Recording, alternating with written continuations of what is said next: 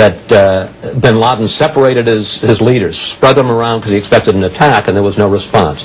I understand that hindsight is always 20/20. No, let's talk about it. But the question is, why didn't you do more, connect the dots, and put them out of business? All right, let's talk about it. I will answer all those things on the merits, but first I want to talk about the context in which this arises. I'm being asked this on the Fox network.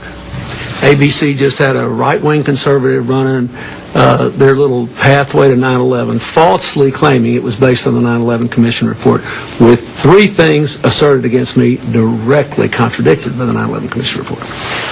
And I think it's very interesting that all the conservative Republicans who now say I didn't do enough claimed that I was too obsessed with bin Laden. All of President Bush's neocons thought I was too obsessed with bin Laden. They had no meetings on bin Laden for 9 months after I left office. All the right-wingers who now say I didn't do enough said I did too much. Same people. They were all trying to get me to withdraw from Somalia in 1993 the next day after we were involved in Black Hawk Down, and I refused to do it and stayed 6 months and had an orderly transfer to the United Nations. Okay, now let's look at all the criticisms. Black Hawk Down, Somalia. There is not a living soul in the world who thought Osama bin Laden had anything to do with Black Hawk Down, or was paying any attention to it, or even knew Al-Qaeda was a going concern in October of 93. I understand. No, wait. Don't tell me this. You asked me why didn't I do more to bin Laden. There was not a living soul. All the people who now criticize me wanted to leave the next day. You brought this up, so you get an answer. But you I'm can't perfectly happy to all right, take all right, it. secondly, Bin Laden says but bin Laden may have said Bin Laden says that, but it showed the weakness of the United States. But it would have shown the weakness if we'd left right away. But he wasn't involved in that. That's just a bunch of bull. That was about Muhammad Aidid, a Muslim warlord, murdering 22 Pakistani Muslim troops. We were all there on a humanitarian mission. We had no mission, none, to establish a certain kind of Somali government or keep anybody out. He was not a religious fanatic. There was no Al-Qaeda. With respect, if I may, instead of going through 93 and 96... No, you ask it. You brought it up. May I ask you a general question and then you can answer? Yeah.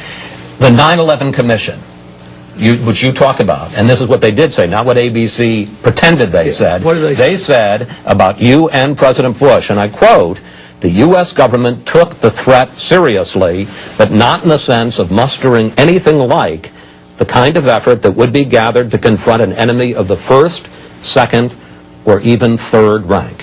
First of all, that's not true with us and bin Laden. Well, I'm telling you, that's what the 9/11 Commission said. Let's look at what Richard Clark said. Do you think Richard Clark has a vigorous attitude about bin Laden? Yes, I do. You do, don't you? He has a variety of opinions and loyalties, right. but yes, he has a vigorous opinion. Yeah, he has a variety of opinions and loyalties now. But let's look at the facts. He worked for Ronald Reagan. He was loyal to him. He worked for George H.W. Bush. He was loyal to him. He worked for me, and he was loyal to me. He worked for President Bush. He was loyal to him. They downgraded him and the terrorist operation. Now, look what he said. Read his book and read his factual assertions. Not opinions, assertions. He said we took vigorous action after the African embassies. We probably nearly got bin Laden. I authorized... No, wait a minute. Wait a minute. I authorized the CIA to get groups together to try to kill him. The CIA was run by George Tenet that President Bush gave the Medal of Freedom to. He said he did a good job setting up all these counterterrorism things. The country never had a comprehensive anti-terror operation until I came there. Now, if you want to criticize me for one thing, you can criticize me for this. After the cold, I had battle plans drawn to go into Afghanistan, overthrow the Taliban, and launch a full-scale attack search for bin Laden. But we needed basing rights in Uzbekistan, which we got after 9/11. The CIA and the FBI refused to certify that bin Laden was responsible while I was there. They refused to certify. So that meant I would have had to send a few hundred special forces in and helicopters refueled at night. Even the 9/11 Commission didn't do that. Now, the 9/11 Commission was a political document, too. All I'm asking is, anybody that wants to say I didn't do enough, You read Richard Clark's Do you book. think you did enough, sir? No, because I didn't get him. Right. But at least I tried. That's the difference in me and some, including all the right-wingers that are attacking me now. They ridicule me for trying. They had 8 months to try. They did not try. I tried. So I tried and failed. When I failed, I left a comprehensive anti-terror strategy and the best guy in the country, Dick Clark, who got demoted. So you did Fox's bidding on this show. You did your nice little conservative hit job on me. What I want to know is... I'm asking a question. You don't think that's a legitimate question? No, it was a perfectly legitimate question, but I want to know how many people in the Bush administration you asked this question of. I want to know how many people in the Bush administration you asked, why didn't you do anything about the coal? I want to know how many people you asked, why did you fire Dick Clark? I want to know how many people you asked about this. Did you ever watch Fox News Sunday, sir? I don't believe you asked them that. We asked plenty of questions. You didn't ask that, did you? Tell the truth, Chris. Cole? Tell the truth. With Iraq and Afghanistan, there's plenty of stuff to ask. Did you ever ask that? You set this meeting up because you're going to get a lot of criticism from your viewers because Rupert Murdoch supported my work on climate change. And you came here under false pretenses and said that you'd spend half the time talking about, you said you'd spend half the time talking about what we did out there to raise $7 billion plus in 3 days from 215 different commitments. And you don't care.